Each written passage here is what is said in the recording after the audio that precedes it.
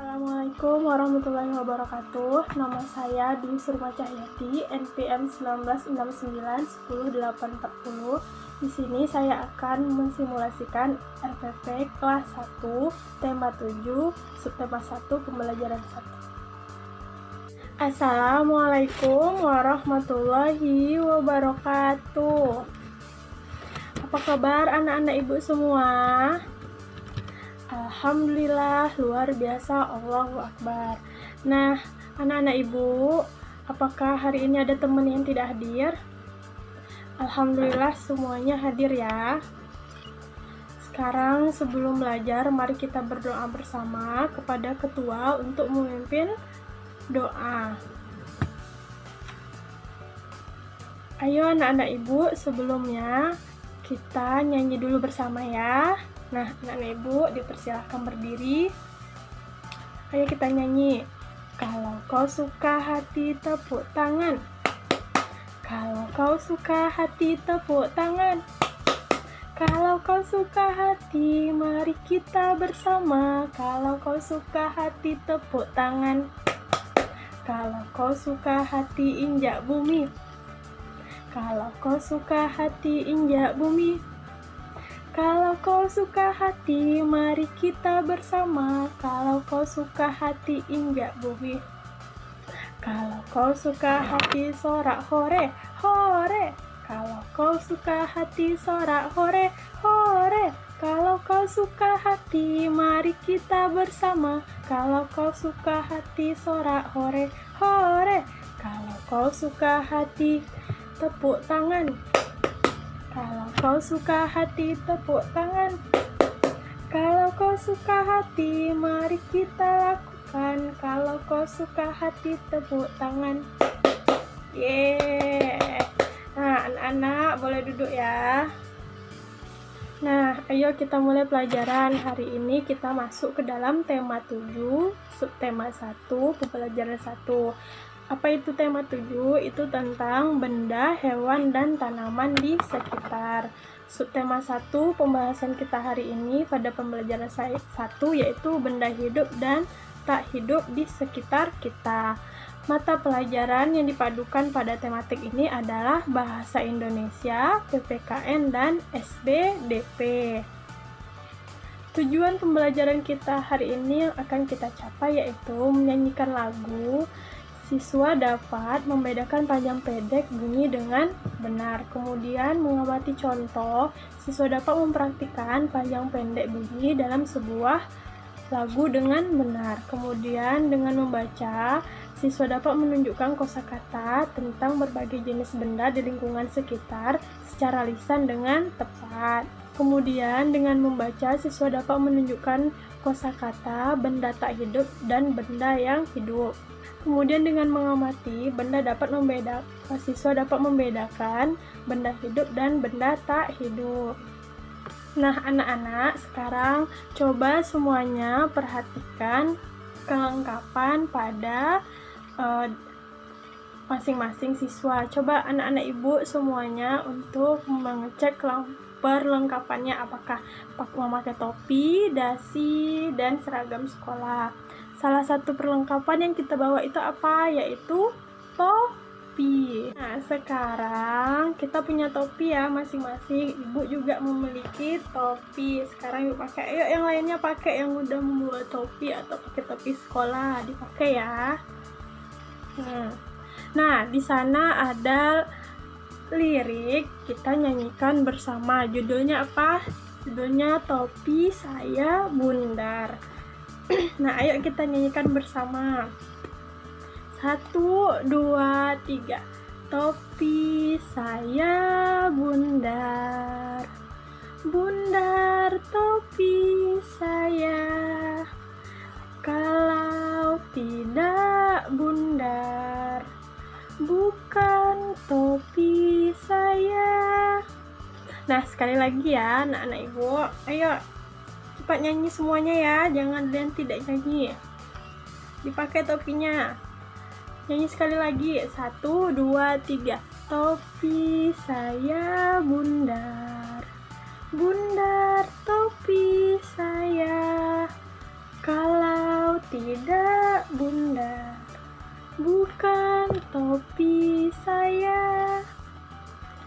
tadi kita sudah menyanyikan lagu Topi Saya Bundar. Sekarang coba dibuka bukunya halaman 5 tentang lirik pada Topi Saya Bundar. Di sana anak-anak ibu nampak ya, jelas ya, ada tanda berwarna hijau, garis pendek dan panjang. Lagu Topi Saya Bundar ini ciptaan siapa? Ciptaan Pak Kasur. Kemudian pada lirik tersebut di sana ada tanda garis pendek dan garis panjang.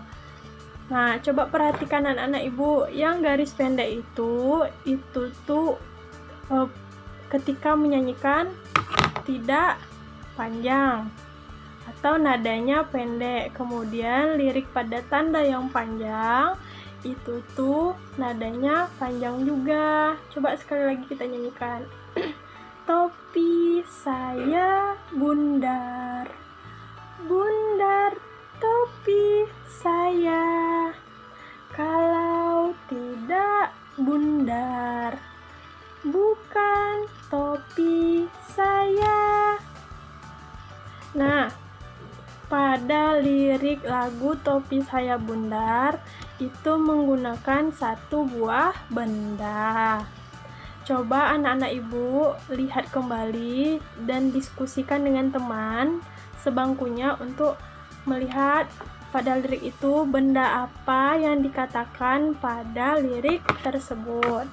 Ibu tunggu 10 menit ya. Nah, gimana? Udah dapat? Apa itu benda yang dinyanyikan pada lirik Topi Saya Bundar? Iya, topi. Apakah topi itu termasuk pada benda hidup atau benda tak hidup? Siapa yang tahu? Ya, topi adalah benda tak hidup. Apa ciri-ciri benda tak hidup? Dia tidak bergerak, bernafas, kemudian tidak mencari makan dan minum sendiri. Dia tidak berkembang biak. Nah, itu ciri-ciri benda tak hidup. Kemudian apa ciri-ciri benda hidup? Dia bernapas, berkembang biak, bergerak, mencari makan dan minum. Contohnya apa? Manusia, kita ini adalah benda hidup. Hewan, tumbuhan. Nah, apa contoh dari benda tak hidup? Seperti batu, perabot rumah tangga, topi yang kita gunakan itu termasuk dari benda tak hidup. Kemudian apalagi? Rumah. Ya, udah tahu ya anak-anak apa bedanya benda tak hidup dan benda hidup. Benda tak hidup itu tuh biasa disebut dengan benda mati. Sekarang ibu contohkan benda hidup dan benda tak hidup melalui gambar. Sekarang coba anak-anak ibu perhatikan. Ini adalah gambar sepeda. Sepeda ini termasuk pada benda hidup atau tak hidup? Ya, sepeda termasuk benda tak hidup. Apa ciri-cirinya? Tidak bergerak, tidak bernafas, tidak berkembang biak. Dia bergerak melalui manusia, ada yang menggerakkannya. Kemudian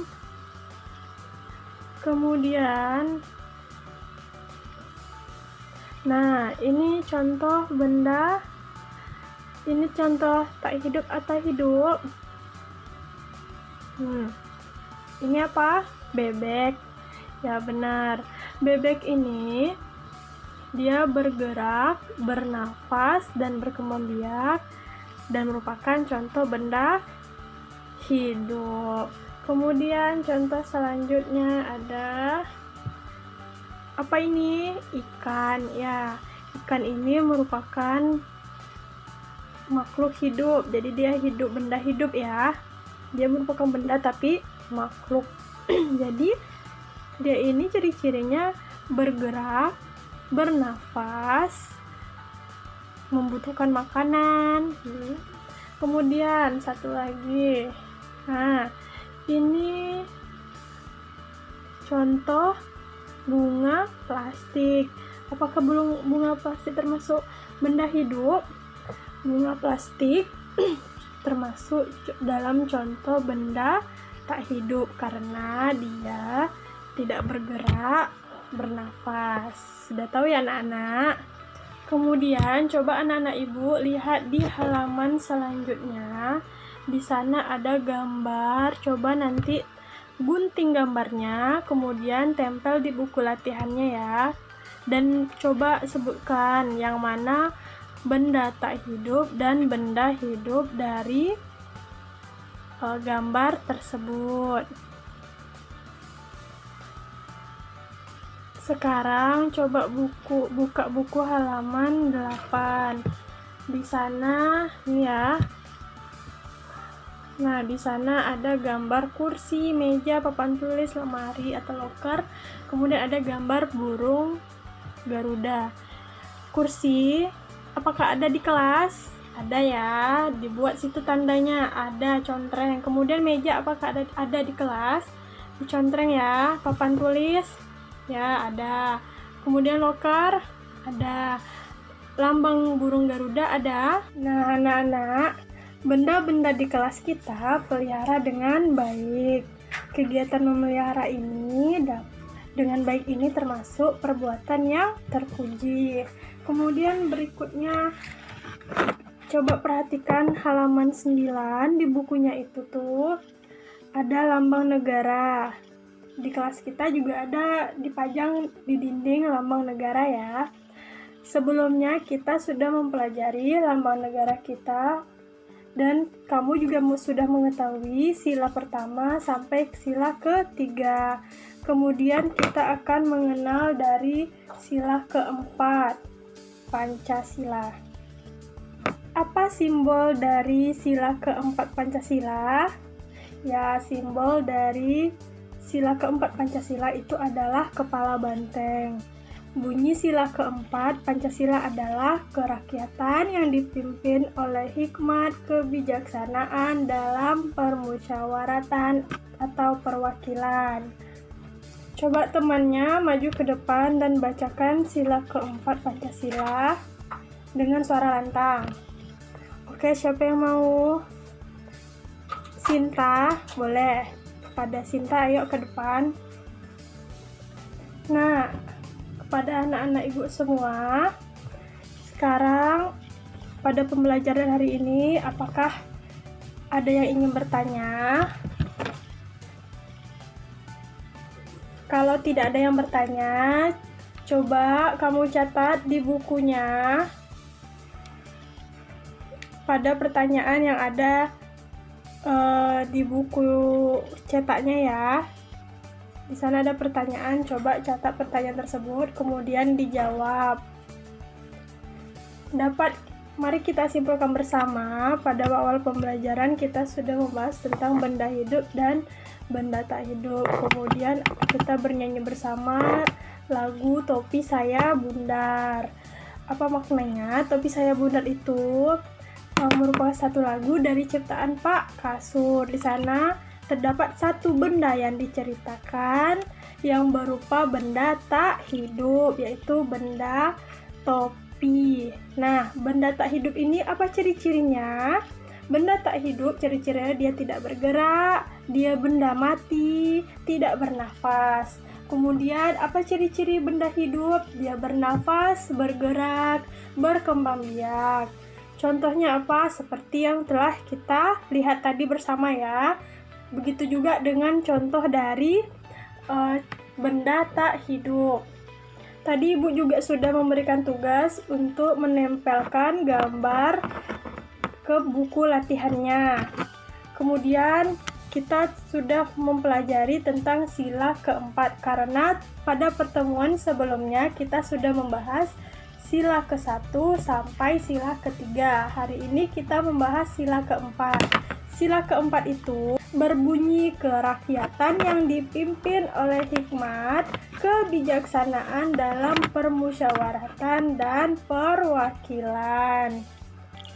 Apa makna dari sila keempat tersebut? Maknanya yaitu kita sebagai warga Indonesia mempunyai kedudukan, hak, dan kewajiban yang sama, tidak ada membeda-bedakan.